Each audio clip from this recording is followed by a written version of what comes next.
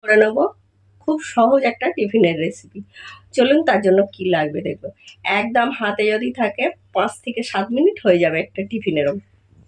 নিয়ে নিয়েছি 200 গ্রাম ময়দা আর একটু নুন দেব, 2 চামচ চিনি, একটু মিষ্টি বেশি খেলে মিষ্টিটা বেশি দেবেন। একদম সহজ একটা টিফিনের, যেটা বাচ্চাদের ভালো লাগবে আর খুব তাড়াতাড়ি হয়ে যাবে। আর দিয়ে দেবো কিছুটা দুধ, দিয়ে আমরা গুলে নেব। ডিমটা না চাইলে যারা একদম নিরামিষ দিনে করবেন এই টিফিনটা, ডিমটা দেবেন না। ডিমটা দিলে বাচ্চারা একটু বেশি পছন্দ করে। ব্যাটারটা এরকম হবে, খুব পাতলাও না খুব মোটাও না। হয়ে গেছে আমাদের, এবার চলে যাবো।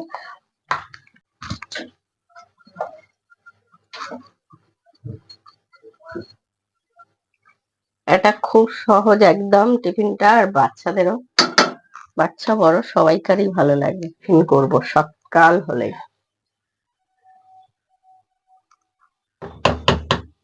তখনই এরম করে নেবেন। বেলাবেলির ঝামেলা নেই, রুটি নয়। আর বাচ্চাদের টিফিন মানেই নানা রকম। ঠিক আছে, দেখুন এবার আমরা উল্টে দেবো।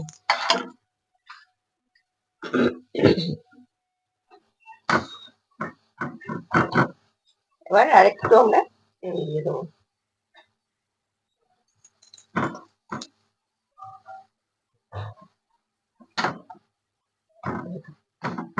কত সুন্দর হলো একদম।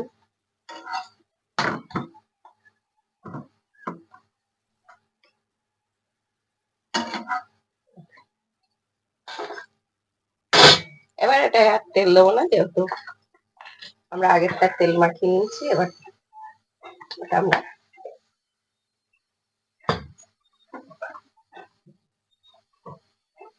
যারা দেখছেন প্লিজ দেখতে দেখতে একটি লাইক করবেন, কমেন্ট করবেন, পুরো ভিডিওটা তো অবশ্যই দেখবেন। আর শেয়ার করতে একদম ভুলবেন না। আর যে সকল বন্ধুরা পেজে নতুন দেখছেন পেজটিকে ফলো করে দেবেন। আর যারা ইউটিউবে দেখছেন চ্যানেলটি সাবস্ক্রাইব করে দেবেন। তেল দিয়ে দেবো, খুব সামান্য, তেলও কম লাগবে একদম।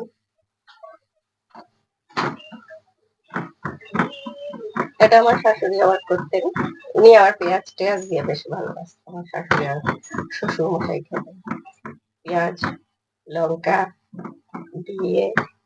এবার আমার ছেলে আর ছেলের বাবা ওটা পছন্দ করে না, ওদের আবার এরকম মিষ্টি মিষ্টি পছন্দ। যারা দেখছিলেন ভিডিওটি অনেক অনেক ধন্যবাদ। আর মৌসুমী হেসেলে রেসিপি আজকের মতো এই অবধি।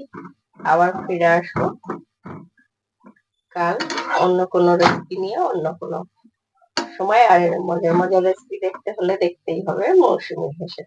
তার জন্য কি করতে হবে, যারা নতুন বন্ধুরা পেজটি দেখছেন পেজটি ফলো করতে হবে। আর যারা ইউটিউবে দেখছেন তাদের চ্যানেলটি সাবস্ক্রাইব করে ফেলতে হবে। আর পাশে থাকা বেল আইকনটি একদম ক্লিক করতে ভুলবেন না।